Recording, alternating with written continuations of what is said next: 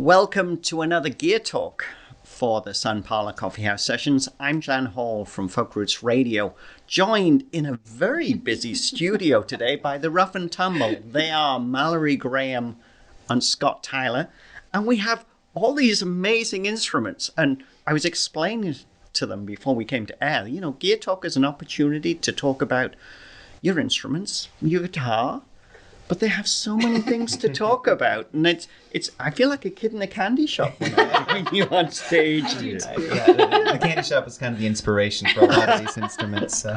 Yeah. So you've been together for how many years playing music? We've been playing together for about 12 years. Yeah. 8 years is the Rough Tumble. Mm-hmm. But before the Rough Tumble, there were a few different projects that. Yeah, and I think you were originally a band, right? Yeah. Before that, Mm-hmm. yeah. So tell us a little bit about how everything came together. I mean, Scott, you obviously play guitar within the duo. Yeah. And we thought it was going to stop there, you know. Well, I said that it was going to stop there. I told Scott that I did not want to play any instruments in front of people. I was too nervous. I was primarily a vocalist and a writer, and that's what I wanted to do. And Scott was like, "How do you feel about sound effects?" And I was like, I could do sound effects. I really liked Prairie Home Companion, and so I thought I could manage that. And then Scott brought me home. What did we do that night? That very night we made homemade like wine bottle shakers. We drank 2 bottles of wine, crushed one up, and put it in another one. The other bottle. And I started having a wine bottle shaker. Then the next day I showed up with the chord organ, which you know you just press a button, it makes a chord. And then he showed up with a toy piano.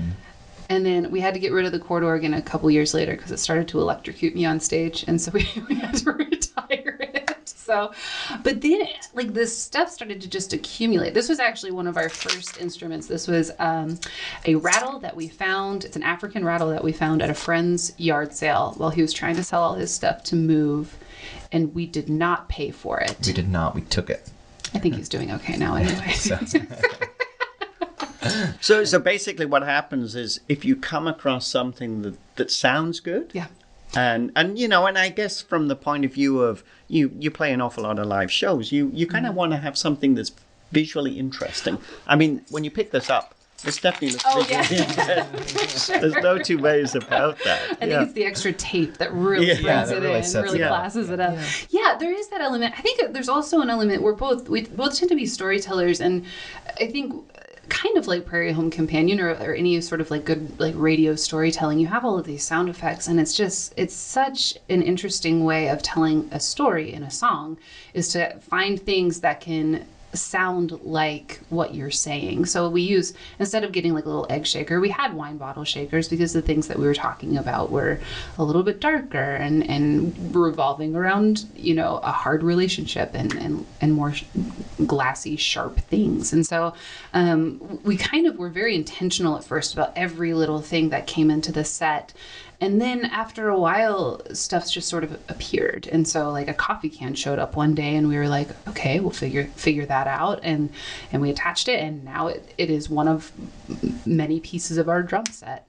Scott, though, his drum set is fantastic. He got a kick drum made out of a suitcase and a snare drum made out of our producer's mailbox. Yeah, we found the Was he missing the mailbox? Or? Well, you know, we travel in that 16-foot camper, and that thing's kind of hard to back up sometimes. So he was very gracious to give it to us afterwards. But the suitcase we found in a thrift store, we were just carrying stuff around in it, and we actually did carry a big kick drum around for a while, but it was just taking up too much space. We couldn't afford the space. This one packs up really nicely, it does. Coincidentally. So if you're looking at a suitcase for a kick drum, do you actually have to try out a few before you get the one that has the right sound? Yeah, we did have a couple laying around, and I think I took my beater here and just kind of banged on it and just looked for a good sounding thump, and I think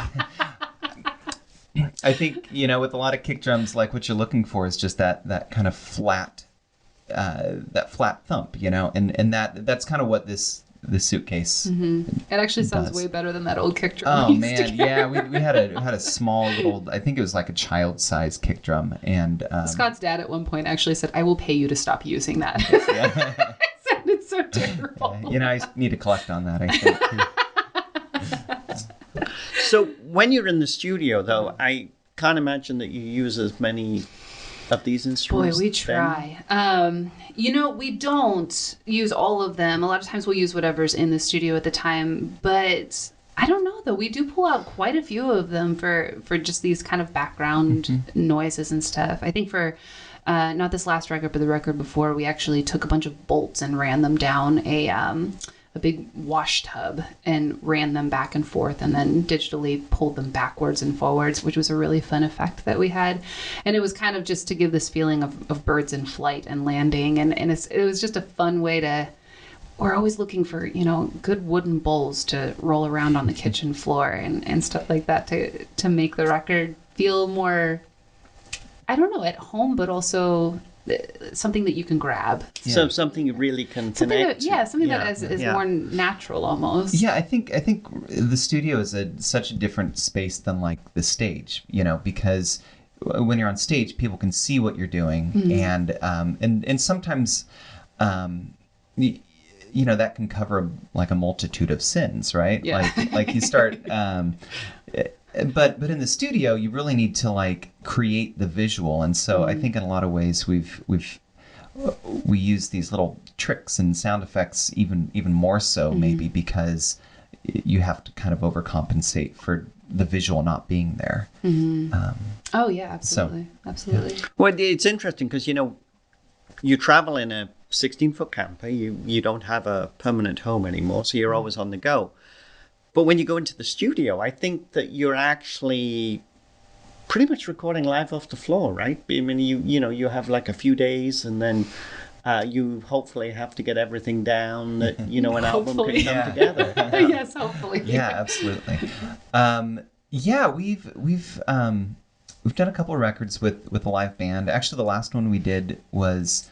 Some of it was, was live off the floor, but some of it was also just going kind of track by track and making sure that we had, had good sound. And the last record that we did, we definitely didn't spend a lot of time. The track by track was definitely something that we didn't have a lot of time for. And so we kind of had to take the first or second and keep moving because we had 5 days to do 10 songs and that was it. And so I think there's something to be said with the lack of time. You trust your gut more. There's not as much time to experiment, but there's also more creativity in that small space, which maybe is a theme of our life at this point. So, Scott, you're predominantly guitar, harmonicas, kick drums. Mallory, you've got the accordion and then all of this wonderful percussion. But we have to talk about the newest instrument, which is the nose flute. The nose flute. Yeah, this is actually an official brand Rough Tumble nose flute. We ordered them to start selling at our shows because people were legitimately excited about them. So you actually blow through your nose. Your mouth functions as a sound chamber. Yeah. Yeah. Okay. And so, and this little hole here is for the vibrato, which I don't use very much because I have internal vibrato for the nose flute. Because you're coming down with a cold. Yeah.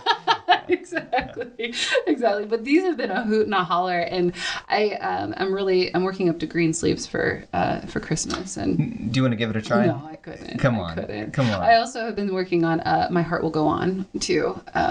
That Celine Dion song. So I'm just letting you know the level that I'm at. Right and I imagine when you're doing all these shows, I know you do a lot of house concerts, and people love to give you things to play with, don't they? They do. Yeah. Actually, my accordion down here, this red one, it's beautiful and it's in beautiful shape, and it took we took it to a repairman after we got it in Atlanta, and there was absolutely nothing wrong with it. A woman in Albuquerque gave it to me. She just outright gave it to me. She said that she had been given lessons as like a 7-year-old. Her mom got her an accordion. She went in for one lesson, and the guy said, she's completely hopeless. Don't even waste your time on her. And so she's had this accordion sitting in there for years and years and years, and then was like, here, take this accordion. So it's in beautiful condition, and I've been carrying. It's my third accordion, though. I do need to quit the downsize. Yeah, I need to downsize. But well, it's it's fun having so many instruments in a studio. If you want to learn more about the Rough and Tumble, you can find them online at theroughandtumble.com. They also have a wonderful session for us at the Sun Parlour Coffee House Sessions. So definitely go to YouTube on our website at sunparloursessions.com and check those out. Mallory Graham, Scott Tyler, it's been an absolute pleasure having you join us Thank you for today in the studio for Gear Talk with the Sun Parlour Coffee House Sessions.